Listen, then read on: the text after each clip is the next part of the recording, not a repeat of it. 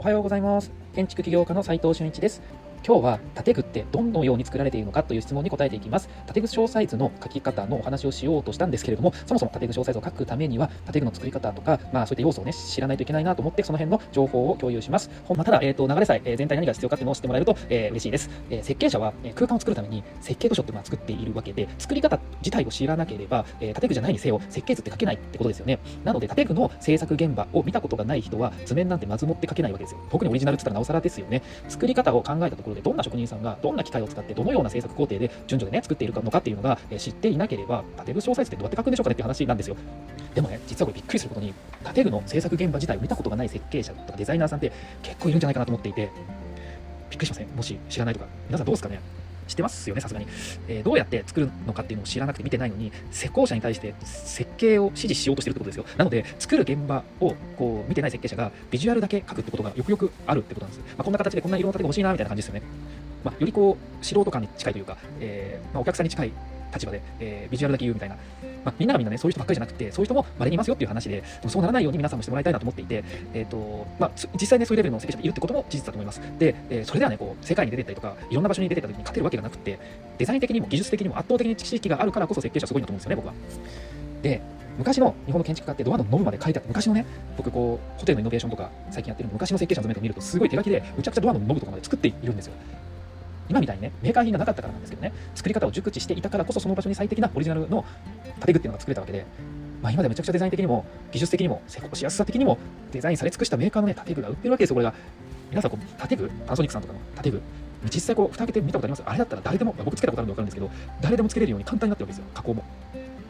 メーカーこそが、ね、こう技術開発をしてくれて、世の中が欲しがるようなデザインを開発してくれて、デザインしてくれて、作りやすくこううまくこう設計してくれたおかげで質の良い安定供給されたものが世の中に広がったってわけですよね。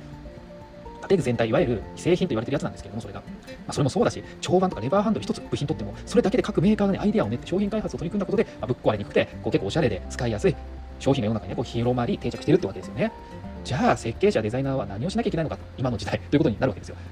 それはね、メーカーが作り出したものをもちろん使った方がいいわけですし、新たに、ね、価値を生まない、それを超えた上で新たに価値を生まないといけないわけですよね。難易度が上がったってことですよ。既製品にはできないとき初めて建具詳細図ってものを書く必要が出てくるわけですよ。金物部品だってね、デザイン性も機能性もちゃんとクオリティが担保されているものを選べばいいだけなので、空間に必要な建具を作るっていうコーディネート力が必要ってことですよね。そこはデザイン力とかじゃないってことですよ。それでも目的の空間を達成できない場合は初めて建具詳細図よし書くぞということになる流れなんですよね。で、じゃあ建具詳細図を書けるようになるためのヒントっていう、もう既製品でもまかり通らない、いろんなものを組み合わせてコーディネートしてもなかなか作れなくなる、そんなことほぼなくなってきてはいるんですけど、あるわけですよ、そういうことが。でしかもね、その業界でその強い建具、例えばこう防火的に強い建具とかそういうのも、ね、実際あるわけで、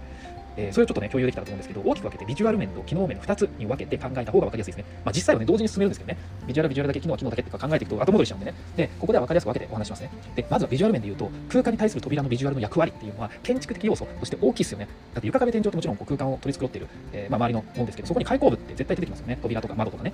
またそもそもの開口とかね、その後に家具とか備品とかで世界観を向上していくわけですよね。建具がガラスなら光も入るかもしれないし、影響力ありますよね。それ隣の部屋の雰囲気も伝わるかもしれない。これも重要ですよね。この辺は空間の雰囲気であればインテリアデザインですし、外の景色とのつながりがあればエクステリアデザインという連携、ランドスケープデザインとかとも連携が必要になってきますよね。だから要は他の空間とのつながりっていう意味でも必要ですし、世界観を作り込む一つの重要な要素として建具ってこうデザインにこう携わっているというか、関わってきているわけです。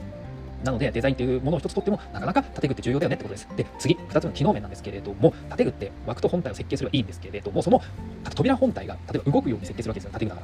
ら動くってことは扉自体の重さってめちゃくちゃ重要なんですよ。だって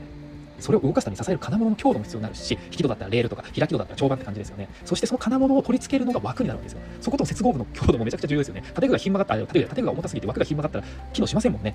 だから建具を細くなるべく見せずにってこうそのような設計をする場合はね、なおさら検討が必要になっちゃうわけですよ。難易度が高い設計になるってことですよね。で、それでこうデザインと機能がもうすごい裏表でこうちゃんと密接につながってるっていうことです。で、建具自体に他に防音性能とか断熱性能といった別の機能が必要になるって時もありますよね。めちゃくちゃ寒い地域ですと、薄っぺらい扉で超寒いですと、壁めちゃくちゃ暖かいのに断熱性能高いのにめちゃくちゃこうビュービュー風吹いてますと嫌ですよね。そんな扉ついてたら。で、その場合さらに扉本体の中身の設計と枠周りの接点が重要になったりするわけです。建具は壁より薄く、その性能が間違いなく低くなるので、その設計の難易度はめちゃくちゃ高いってことです。で、さらに、補足すると、まだ他に法律的にもね必要な建具ってもあるんですよ。例えば防火区画って言われている防火設備と言われる扉です。扉もね防火設備って言うんですよ。扉は設備だよと言われてもいまいち言葉的には分かりづらいですよね。でもそういうふうに言うんですよ。ここでそんな感じで扉ってデザインにも音響にも温熱的にもさらには法律的にもかかってくるってめちゃくちゃ重要な大切な難しい要素だってことが伝わりましたかね。作り方だって木製なのか鉄製なのかガラス製なのかって感じで素材によって作り方が異なるわけで、それぞれ学んでいく必要性があるわけです。